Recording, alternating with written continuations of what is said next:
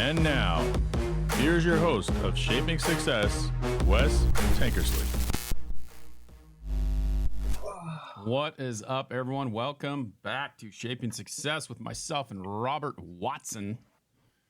Robert's got a background guest today, so don't be scared when you see someone walking around in the back. That's exactly correct. He knows he's on, so I think he's going to go ahead and hide in the couch. That's a good place to hide. Well, we are back. It's Wednesday. We're talking about the book Ars Victorious. Robert has written. We're getting close to the end here.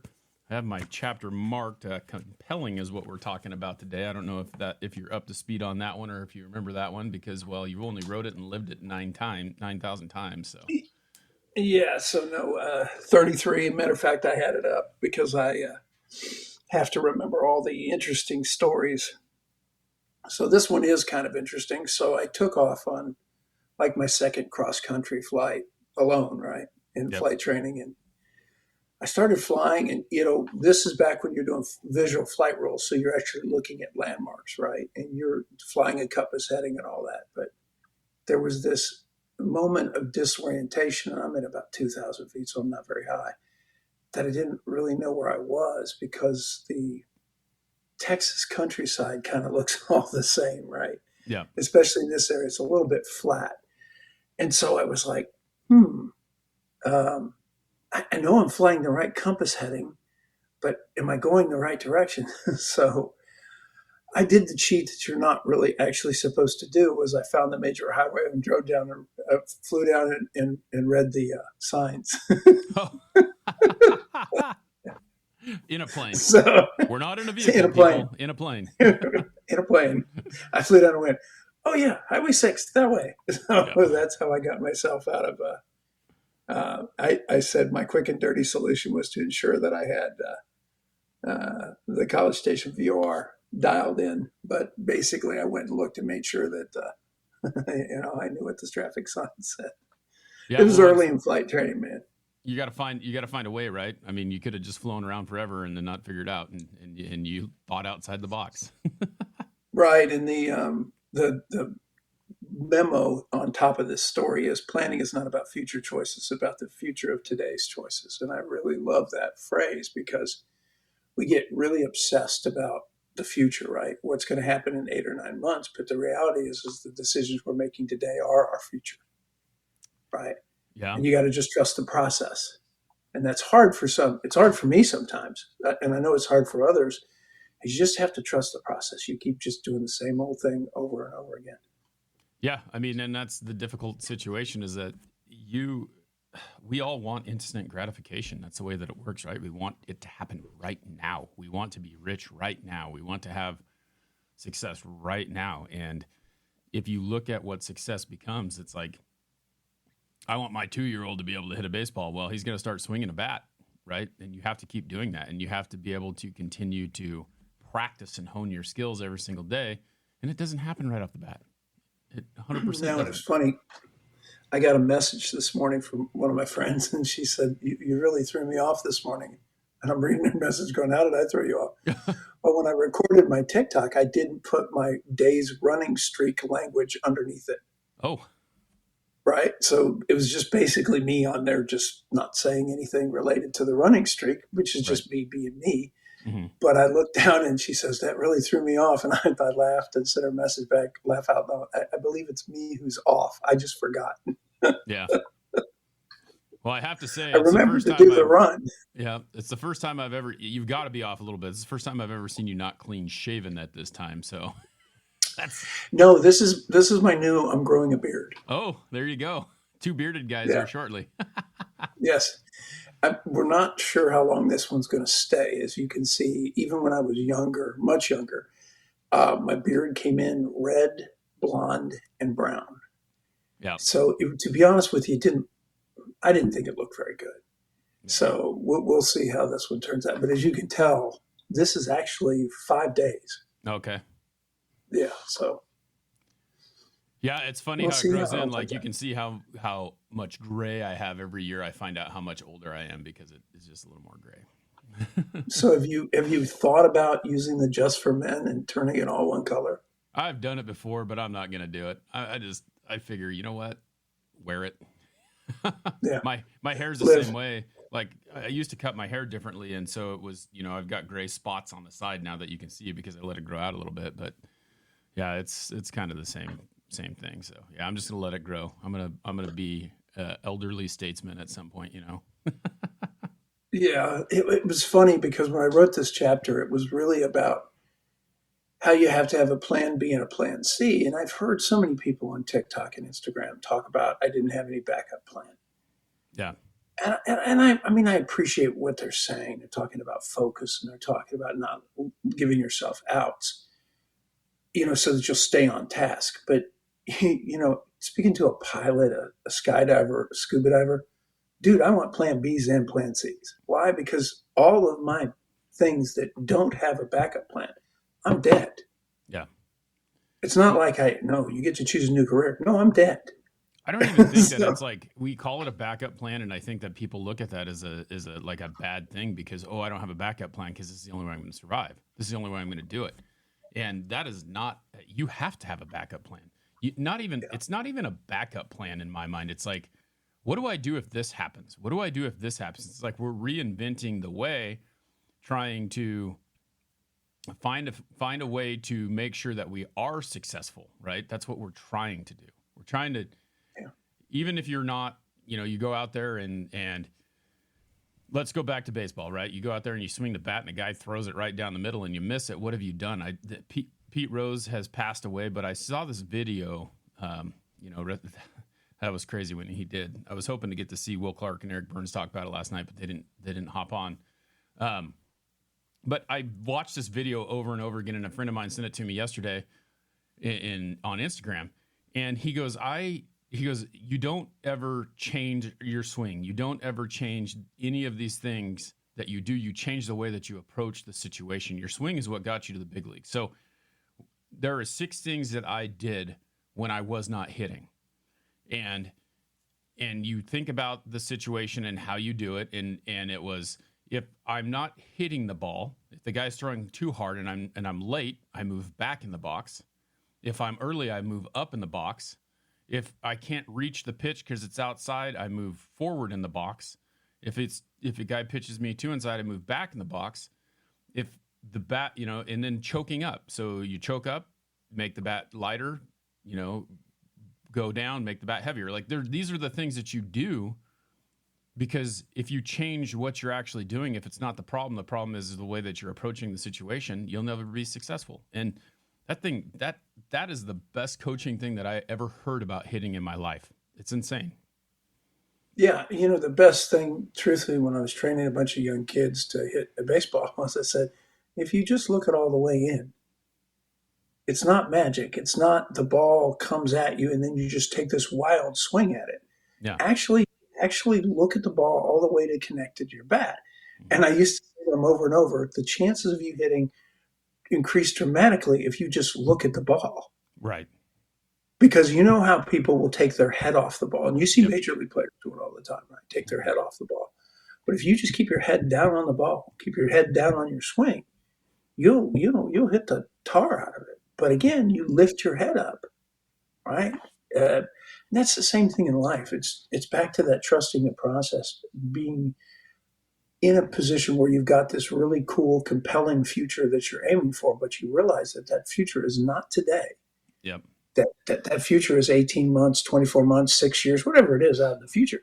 And you really do have to trust the process. Yeah. And we in life get really spooked, right? Like if you're in a hitting slump, you get spooked, right? That they're going to pull you out of the lineup and the pressure mounts Hmm. for you to do things that you don't need to do, which they make the streak worse. Yeah. Yeah, you literally have to forget about the last at bat. Hmm. And I can Sure. tell you as a quarterback, that last pass, whether it was a touchdown or an interception, you better forget it. Yeah. It's a short-term thing. It's a short-term process. I mean, what I think, just going back to the keeping your eye on the ball situation, I in high school was a pretty good hitter.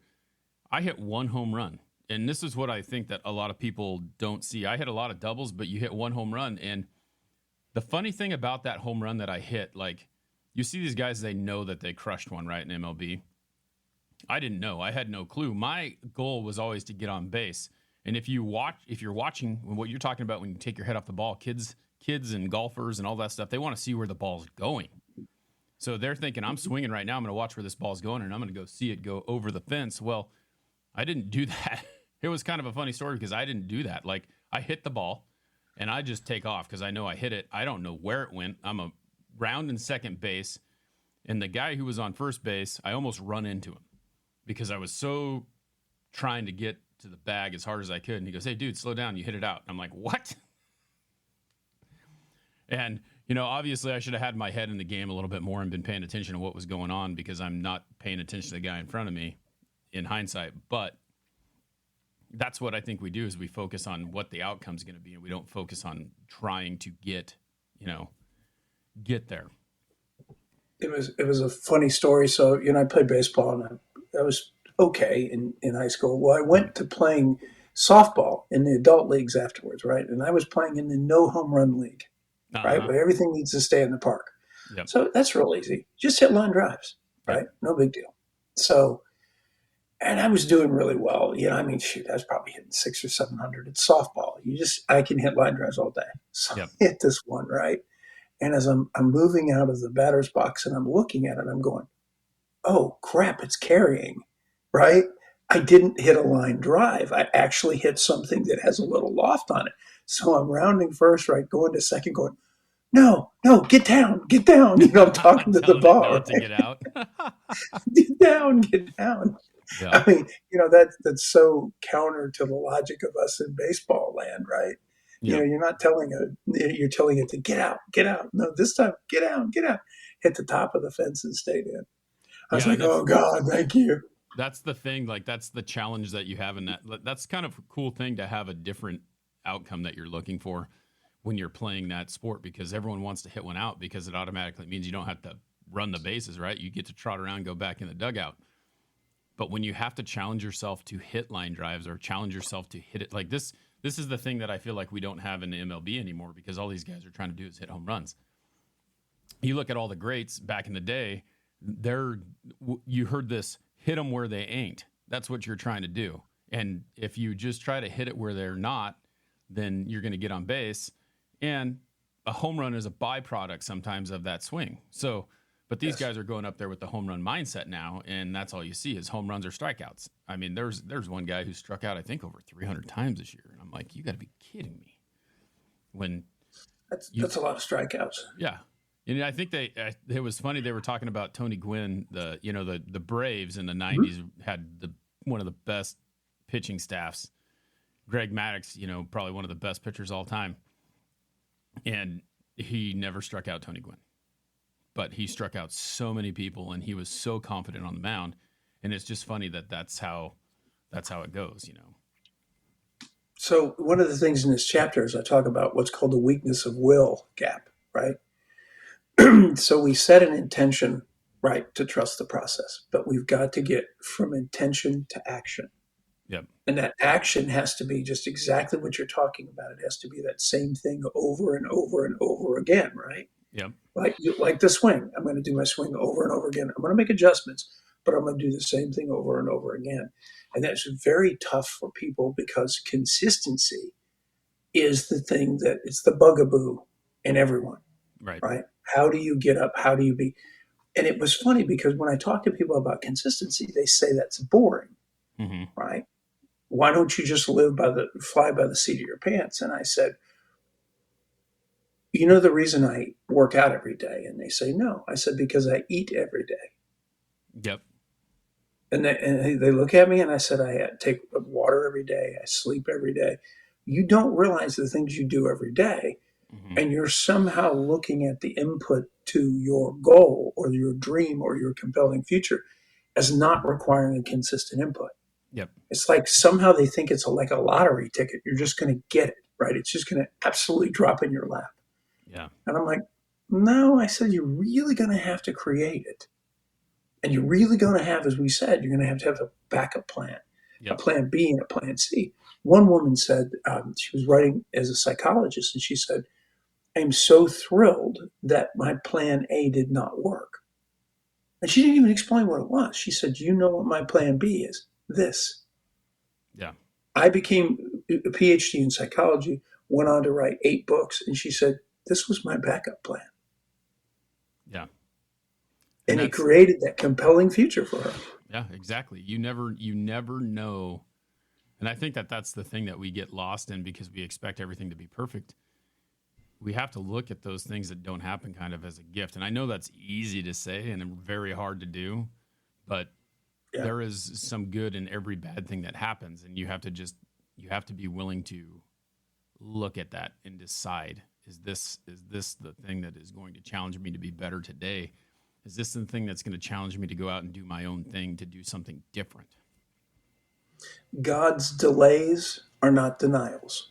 Yeah. And that one you really have to stick in your head because, you go into this process and you think this process is going to take you 365 days. For whatever reason, you decide that it's going to be a year. Yep. And instead, your overnight success happens in 3 years. Like God's delays are not denials. I'm writing that We down right need now. to be That's a in, good. yeah, we got to be in that position of realizing that that's just, keep moving forward. Yep. Trust the process, right? Trust the process. Again, if you have a failed process, we understand, but I'm working like in flight training or dive training or jump training. I mean, you understand, it's already been proven. Yeah. The only unproven part is me. And that's the part that people have to get. When you're learning something, it's not unproven. You are. Yep. You're the thing that's missing in the equation, right? A Yeah. successful business, what's missing? Me. Get through the process. So it does put us in a position where we need to see the world in front of us and be able to find a way to get up and be consistent because doing anything, doing this podcast consistently, life gets in the way. Right. We haven't made every single date we set out to do, We have not. right? No, but it doesn't mean we don't keep showing up, right? Yep. And it's not like you woke up this morning going, oh, I can't wait to do that podcast with Robert. Come on, man. We're climbing out of bed. We're going, and a lot of times I think to the end of the podcast or the end of the run, and I remember how good it feels to get it done, Right. right? And I immediately put my head in that space, Yep. right? I'm going to love this when it's done. And Yep. so that's kind of, and I know people are saying, well, you're not really in the process. I said, sometimes I can't be. Yeah. Sometimes for me, it's the end that matters, right? Yeah. Yeah. Well, and That finishing the run. I can't remember if it was Napoleon Hill or someone else. He said, begin with the end in mind. And that's the thing. You did something, you have a goal set out to how to do that. So what is it going to take to get there? And if you're thinking about that process, and I can only imagine doing it that many times in a row, that it probably is second nature, but there's still times that you don't want to do it. Like, I mean, I chuckled because it's Wednesday, right? Like, and I'm thinking of all the things that I have going on today. And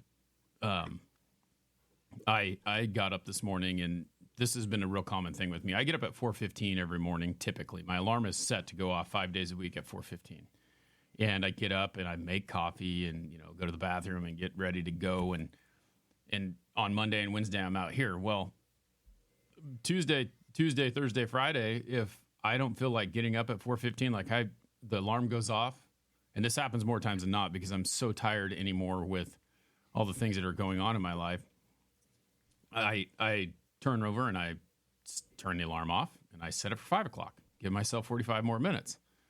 And this morning I turned around, gave myself 45 more minutes. And then about 2 minutes later, I'm like, oh shit, I can't do that. I got to get up. I got to head out here.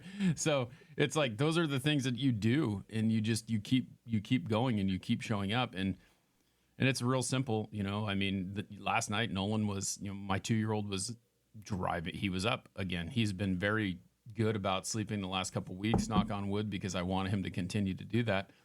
But the night before he did not. And, there's all these things that can stop you from making things happen. And it's easy to just go, I'm not dealing with this tonight. I'm going to go sleep in his room, or I'm going to sleep with him. I'm going to keep him quiet so that I can sleep and he can sleep. And then it just throws you all off because you're not in your bed.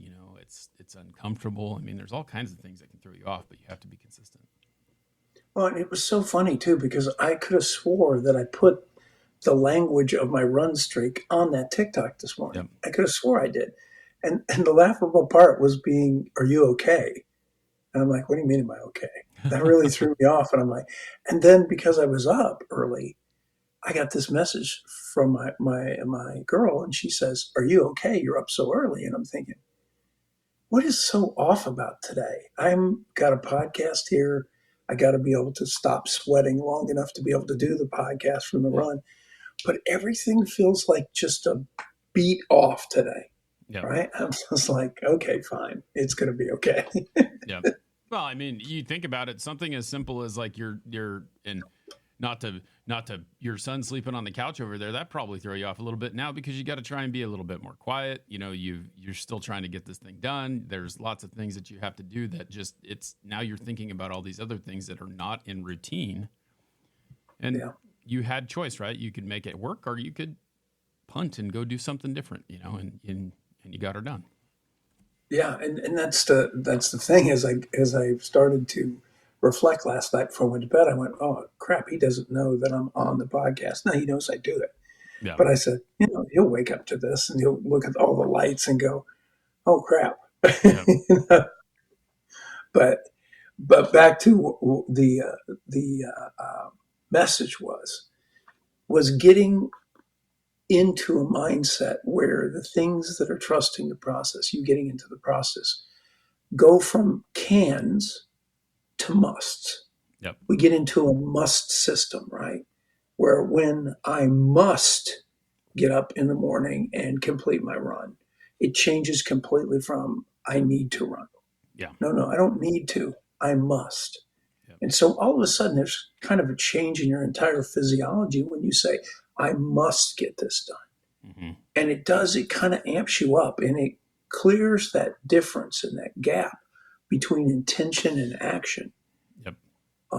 And I think people think in many cases that I'm extremely strange because I realized today, as I was counting, I am 165 days away from 10 years. It just happens to be that point, right? Where I can count exactly. And I actually don't like keeping track like that because then it becomes laborious. Yeah. Because then it becomes 164, 163. Dude, that gets tiring. Yeah. It really does. It's easier just to get up and go, it's another day. Yeah. It really, something about counting down something has not been the best for me when doing running. It's kind of like I want to just kind of snap to and go, hey, in about 4 days, I'm going to reach 10 years. And that's when I want to pay attention. Yeah. Well, and maybe that's why you subconsciously didn't put that on your post this morning. It's probably possible. Exactly why I did. Yeah. I was just like, man, I don't want to keep track of this because I realized because it was exactly 165. And so I was like, crap. Now I'm in the headspace of it's soon. Yeah. 200 more days. Now I know. Yeah. I'm like, oh man. Yep.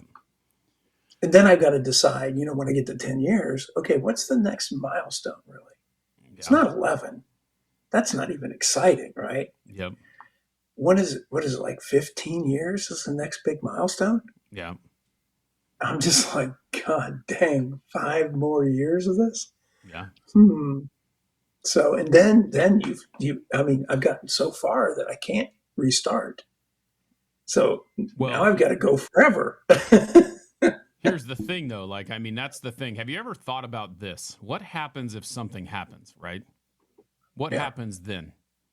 What happens if you, God forbid, I'm knocking on wood again, walk out tomorrow and you take a step and you tear your ACL? There is no way that you're going to be, doing it. What are you going to do? Does that mean that it's over? Or does that mean that rehab and restart? Where do you go from there? Oh my God. Yeah. You ever thought about that? No, really haven't because it's the numbers have gotten too big, right? Yeah. Where now it's an age thing. Mm-hmm. Okay. So now I'm literally running out of daylight. Yeah. So assuming that my goal was to do 20 years, right? Well, I've got 10 years in almost, and I've got 10 more to go. And at my age, I don't know that I can start over at zero and make it. Yeah. One of the things that's unfortunate about uh, looking at people passing away, right, Hmm. is you're seeing, and these are the people you and I grew up with, Yeah. are starting to pass away much faster than you remember, and you're like, Hmm. gosh, who was it? Who was it that passed away just recently in the last couple of days? But there was somebody, and it struck me. I went, oh, geez, Yeah, I mean, there was a lot. It is so weird that there was so many people who passed away this last couple of days. Dikembe Mutombo, Pete Rose. There was another actor. I mean, like just these people. Just you're like, holy smokes, here we go. What is going on? But we're just And the Pete Rose was the one that really got me because I just watched that special on yeah. him, right? Hmm. And I was like, oh man, he looks in good shape and all that. And then I look at the page and he's passed away. I'm like, That's what wow, I was thinking. That was the same thing. I was like, I was just watching that documentary. How did he pass away? You yeah, know? yeah. And then you start realizing, when you get into your 80s, Hmm. be honest. And my mom once said before she passed, she said something about her age and she was like 91. I said, Mom, warranty's up. You're 91. I mean, come on. And she's like, yeah. I said, because she was complaining about aches and pains. I said, no, you don't get a warranty at this age. Yeah, there's no. You can't answer that call that calls you every day from potential spam and buy that No, warranty. no, you Would really you like can't. to extend your life warranty? So yeah, and that's the thing. You just see people, and you realize that all of a sudden, and some of these people, remember, they said it was sudden. I think Pete Rose's family Uh-huh. said it was sudden. And when you're in your 80s, sometimes you just wake up and you're no longer with us. Yeah. I mean, and that's the thing. You think about that, the amount of time that your heart has been pumping, all the your joints, your body is like it's been through a lot, and you just start to wear down. And I don't know. I think about it Yeah, every day. Some of the stress that I put on myself, and I'm glad that I've realized that I don't let the stress bother me as much as I used to. But I'm surprised I haven't had a heart attack sometimes. You're like, you're sitting there going, I let this thing get to me so bad that it's making me, overwhelmed so much. How does it not affect me in that way? And it does, but I bet yeah, you know, I've probably shaved some years off my life with all the worrying and the thought process and the things that I get going on. But over the last 5 years, I've added a little bit less because I've realized that I don't allow that to affect me the way that it did yeah. in the past. And that really is huge because there's so many negative effects to stress on you. I'm not talking about the good stress. Good stress. The good stress is the things that you're pushing to get that compelling future. Yep. I'm talking about the bad stress, which is just the ruminating over something you cannot control. Yep. If you can control it, then do whatever you're doing. Have that input. But if you can't, don't Yeah. sweat it. Yeah, and it's what do you and that becomes the thought process every single time is like I can control this, I can control the way that I look at it, I can control the way that I can do it. I can't control what the other person's going to do. I can give them my opinion and hope that they realize that it doesn't make sense, but it will not change who they are if they don't want to do it themselves. Absolutely. Yep. Well, awesome talk. Appreciate you guys. Make sure you guys check out the book Ars Victorious. Please make sure to subscribe to Shaping Success with Wes Tankersley on YouTube. We're getting close to 4,000 subscribers over there.